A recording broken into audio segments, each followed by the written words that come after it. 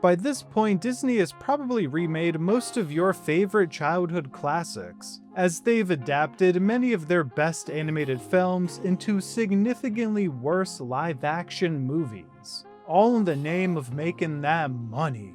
However, there are a few animated stories within the Disney repertoire that have not been subject to this somewhat recent trend, and The Incredible Treasure Planet is one of those movies. Released in 2002, Treasure Planet was a swashbuckling science fiction space opera based off of the iconic novel Treasure Island, and happened to be a film that I both owned on VHS as a kid and also had in fairly constant rotation on my television screen. However, the rest of the world likely doesn't share in my sentiments, as Treasure Planet was a box office dud. With a $140 million budget, it only managed to gross a little over $109 million at the box office. But now that I'm an adult and have gone many years since my last viewing of Treasure Planet, I wanted to revisit this forgotten animated Disney film and answer a few burning questions that I had. Is it as good as I remember it being? Should it receive a live-action remake at some point in the future? Or should it remain buried in the past, much like Flint's Treasure? I'm happy to say that my most recent rewatch of Treasure Planet was a very enjoyable experience, and perhaps the biggest thing that stood out to me was the relatability of some of these characters. We really do get two quality character arcs with both Jim and Silver, which I guess makes sense because it is based on such an iconic novel, but I love the way in which these two characters play off one another. In essence, Jim is a troubled youth who is a bit rebellious because he is missing a father figure in his life. We briefly see in a montage that his dad walked out on him at a pretty young age and rather abruptly. And Silver is this somewhat villainous character who has a bit of a hardened heart and is cold to those around him. Now, what these two characters do for each other is essentially fill a void that neither one of them knew they were missing. Silver serves as a sort of makeshift pseudo-father figure who teaches Jim the ropes of maintaining a pirate ship, while Jim softens Silver a bit and makes him a more caring individual, ultimately culminating in Silver giving up the treasure that he turned into his life's purpose, just to save Jim's life. And for a children's film, I actually do think these central character arcs are quite rich, emotionally deep, and at times relatable. It's important to note, especially with movies targeted at a younger demographic, that being simplistic does not mean you aren't telling a deep or great story. And I truly think Treasure Planet does both here.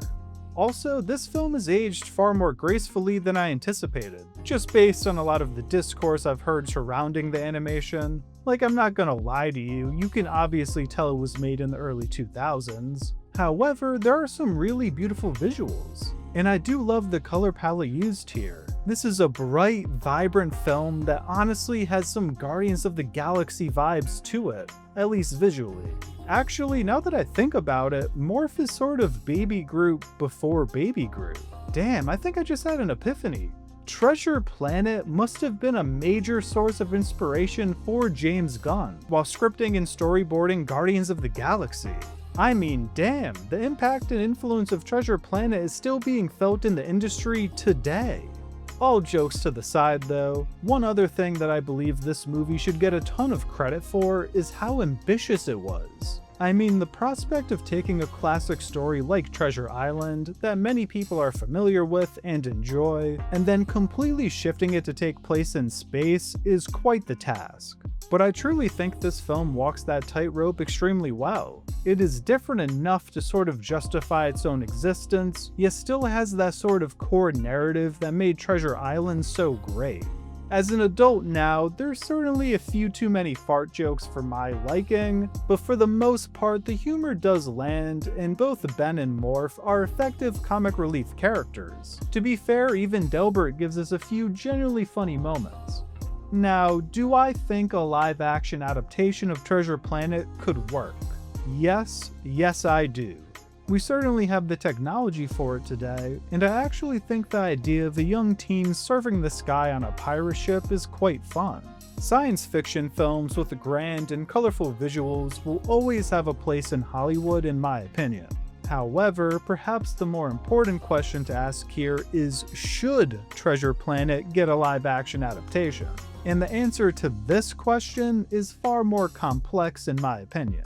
Part of me would really like to see it, because I think a slightly longer runtime could really flesh out the dynamic with Jim and his father, and sort of the abandonment that he felt from losing his dad. I also think having more than just one brief montage to build up the relationship between Sofer and Jim would only strengthen the film and their integral character arcs. And, circling back to the visuals, you could almost argue that a grand spectacle like this is naturally going to shine more in live action, especially if you used a mix of practical sets and ships with some well-done CGI.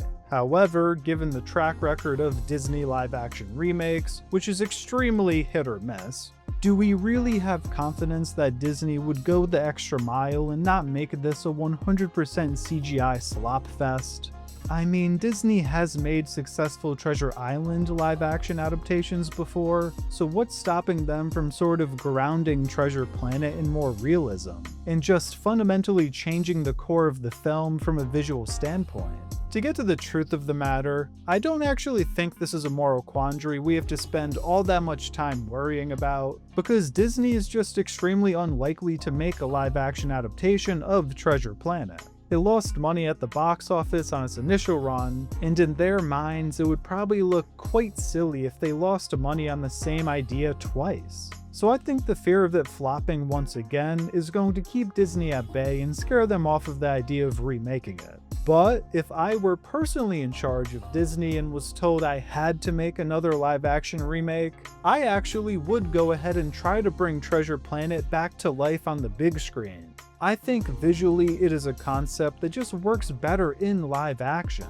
There's narrative elements that can clearly be fleshed out and done better with additional runtime, and I actually like the fact that this film has been forgotten a bit. It sort of gives you a fresh canvas to work with and the freedom to make some tweaks and changes, without some crazed fan base taking an issue with every small change you make. And just historically, sometimes really good movies bomb. John Carpenter's The Thing is one of my favorite movies of all time, but it too was a box office dud. However, over the course of time, people came around to it, and eventually, multiple decades later, a prequel was made for it. And I think Treasure Planet could have a similar trajectory, as I would personally classify it as a Disney cult classic, especially for people in my age range, who are now adults who are making purchasing decisions. A live-action Treasure Planet could hit us with some much-needed childhood nostalgia, if done well and with care. Well, if you made it this far, I'd love to hear your thoughts on all of this. Did you also grow up loving Treasure Planet, or do you think it should be left buried in the past? Also, would you like to see a live-action remake at some point? I hope you enjoyed this video, and if you did, please consider dropping a like and subscribing for more Screen Stories content. Thank you for watching, and until next time, peace.